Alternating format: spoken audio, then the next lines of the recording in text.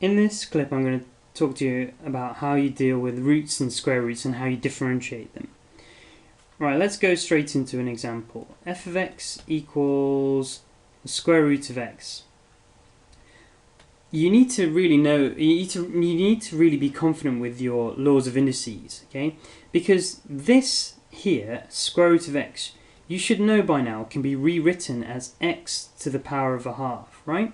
Remember, raising something to the power of a half is the same as square rooting it, okay? So this function is the same as x to the power of a half, so I can actually rub this out, alright? So f of x is x to the power of half is the same as the square root of x. And then we just use the same principle, okay, to find its derivative function, okay? The half multiplies whatever is in front, okay, technically there's a 1 there, so 1 times a half is a half, and then it's x to the power of, well, okay, we have to think a little bit, we have to do a half, subtract 1, okay, we take 1 off the power, what's a half take away 1? It's minus a half. Well, that's what the power of it is here, it's minus a half. Now you should really rewrite this actually, because if you think about it, that's a negative power on the x, so what does it become? It becomes 1 over 2 x to the power of a half. Remember, negative power sends the x to the bottom, and then you can rewrite that as 1 over 2 square root of x, okay, because x to the power of half is the square root of x, and there you go. That's how you differentiate the root of x. Okay. Now let's do some further examples. Okay. Let's say you had something like f of x equals 10 root x. Okay. Well, that's just 10 times x to the power of a half, right? That's how you rewrite that function. So rewrite it to this, and then differentiate it. Okay. So the power comes down and multiplies the 10. Okay, so what's a half times 10? Well, that's just 5. Okay, and then it's x to the power, take 1 off the power, half take away 1 is minus a half. Okay, so get used to just going from this to this. Next time around, you know what, I'm not going to draw any arrows, okay, because that might confuse matters. So there you go, 5x to the power minus half, that becomes 5 over x to the power of a half, or 5 over root x. There's your derivative function. Right, let's do some further examples. What if you had f of x equals the cube root of x? Okay, the cube root of x. Right, well, you should know how to rewrite that, because the cube root is just the same as raising some number to the power of a third. Okay, so it's x to the power of a third. Now let's differentiate that. Okay, so let's differentiate it. Okay, so the 3 comes down, multiplies the number in front, so you get a third. Okay, 1 times a third is a third. And then x to the power of a third, take away 1. Well, what's a third take away 1? Well, that's minus 2/3. Okay, if you're not confident with your fractions, you really need to practice this. That's minus a third is the power. Okay, so it's x to the power minus a third, or 1 over 3 cube root of x, because it's a minus third, right? It sends it to the bottom. Right, there's your derivative function. Okay, well, there's your derivative function for x to the power of a third. Sorry, the cube root of x. Right, okay, now let's look at something a bit more. Let me just go to the top and delete all this. Okay, so let's look at something a bit more complicated, right? Let's look at doing something along the lines of this. F of x equals 7/8 bracket square root of x to the power of 5. Okay, now we need to rewrite this, because looking at this it looks like a nasty thing to differentiate, right? So how can we rewrite that? Well, that there is just x to the power of a half, right? So x to the power of a half. I've just rewritten that middle bit as x to the power of a half, and then stick the 5 in there. Right, how do we remove this bracket? Okay, if you think about laws of indices, you just multiply the powers. So you got a half times 5. So what's a half times 5? A half times 5 is, let me remove that bracket, is just 5 over 2, isn't it? Okay, so half times 5, you just multiply tops, 5 over 2. Right, this I can differentiate. Okay, so what happens? Okay, this is the function rewritten now. Okay, that's the function rewritten. Let's differentiate this bad boy. Right, the power comes and multiplies the number in front. Okay, we just happen to have a fraction in front, so the 7/8 is going to get multiplied by 5 over 2. Let me do it the long way, 5 over 2. And then what happens to the x, or what happens to its power? Well, the 5 over 2, you need to take 1 off it. Okay, so if you're not confident with fractions, I'm just going to do it now. You know, cross multiplication, 5 take away 2 over 2. Well, 5 take away 2 is 3, so it's 3 over 2. That's what 5 over 2 take away 1 is. So that's 3 over 2. That's what happens to the power.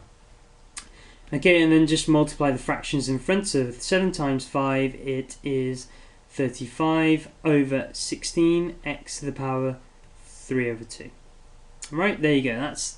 That's the derivative of this nasty looking thing. Okay, so it's that. Okay, that's the derivative function there. Okay. Right, let's look at some funny ones. What if you had something like this? F of x equals 1 over the square root of x. That square root does not look very nice. Let me just rewrite that because that's just terrible, isn't it? Square root of x is better. Right, you need to just know your laws of indices really well here. That's what it all boils down to, okay? Because I can rewrite that as x to the power of a half, right? But then I can rewrite it again because I can rewrite it as x to the power minus a half. So you just got to remember your laws of indices, okay? So the square root can be written as x to the power of a half, and because the x is on the bottom, you can rewrite it as a negative power, x to the power minus a half. Right, let's differentiate this then. Okay, so what happens? Well, the power multiplies the number in front, so it's 1 times minus a half, so that's minus a half. Right, now what happens to the power of the x? Well, it's minus a half, take away 1. Okay, minus a half, take away 1, cross multiplication and all that. Okay, this is minus 1, take away 2 over 2, that gives you minus 3 over 2. So it's minus 3 over 2 is the power. So you can then go ahead and rewrite that as minus 1 over 2x to the power 3 over 2. Okay? There's your derivative function for this. Right, let's look at doing something. Okay, let me do one that combines everything now. Okay? So let me look at my notes. What did I have planned? Right, okay, we had this function. F of x equals 6 cube root of x take away 5 over square root of x plus 7 square root of x to the power of, let's say, 3, like that. Okay, in a bracket. Right, let's look at this. First of all, this is not very nice. You need to rewrite the whole thing. Okay, so let's rewrite the whole thing. Okay, what can we rewrite that as? Well, if we're doing the cube root of x, that's the same as x to the power of a third. Okay, and the next one can be written as minus 5 and, well, okay, I'm going to do this one in one go. The x is on the bottom, and it's being square rooted, so it's going to be x to the power minus a half. Okay, right, and then this one, okay, I'll do it in little steps. X to the power half is what you can rewrite this bit inside, and then you got a 3, multiply the powers, you get a plus 7x to the power of 3 over 2. Okay, now what you need to do now is differentiate each little bit. So, okay, let me grab a new colored pen and let's go ahead and differentiate each little bit. Right, okay, so the first one is, right, okay, the 6 is going to get multiplied by a third. So 6 times a third is 2. And then it's going to be x to the power of, okay, what's 1/3 take away 1? Well, that's minus 2/3. So you got a 6x to the power minus 2/3. And then what happens here? Well, the minus 5 is going to get multiplied by minus a half, so we'll have a positive first, okay? And then what's 5 times minus a half? You can just leave it as 5 over 2, okay? 5 over 2, x to the power of, well, okay, we need to do minus a half, take away 1, so we get minus 3 over 2. So you get minus 3 over 2 as the power, okay, for the x.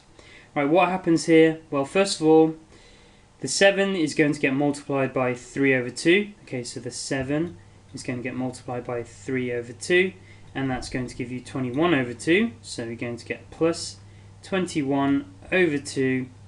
Right, and what happens to the power of x? Okay, so the 3 over 2, you need to subtract 1 from it. Well, that's 3, take away 2 over 2.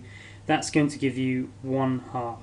There you go. So that's how this function can be differentiated. Okay, you've got to know your laws of indices really, really well for this, and you've got to be confident with how you manipulate fractions. Okay, so you really got to be good with your fractions, good with the indices here. Okay, and then like funny little things like how you rewrite the root of x, and then what happens if you then cube that, right? So you just got to know your laws of indices really, really well for this. Okay, so remember at the end of all this, remember what the purpose of this is. Okay, so what we're actually trying to find. Okay, if you plot the graph of this function, okay, this function here, okay, or our original one, if you plot the graph of this, and you want to find, okay, this graph is probably some crazy looking thing, I don't know, some crazy looking graph like this, okay? I have no idea what it looks like. But if you want to find the gradient at this particular x value, okay, on your x-axis, you want to find how steep the tangent is there, okay?